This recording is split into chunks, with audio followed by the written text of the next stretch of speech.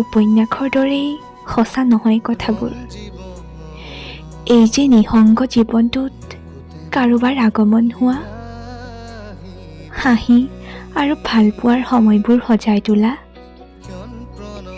পাৰ ভঙা প্ৰতিশ্ৰুতিৰ বন্যা, মাজে মাজে বিষাদ, কেতিয়াবা বিচ্ছেদ, আকৌ মৰম, আকৌ মিলন।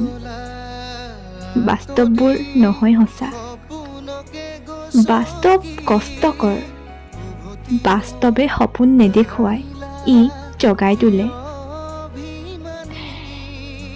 কেতিয়াবা ঈশ্বৰক লগ পালে কম, উপন্যাস পঢ়া মানুহবোৰৰ বাবে এখন বেলেগকৈ পৃথিৱী সাজিবাচোন।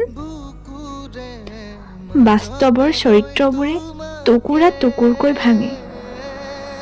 এখন নতুন পৃথিৱী লাগে, য'ত আৱেগৰ কৌতুক নহয়, য'ত অনুভূতিৰ অভিনয় নহয়, য'ত মৰমৰ ভাগ বতৰা নহয়, য'ত বিয়পি ফুৰে ভালপোৱা, কেৱল ভালপোৱা।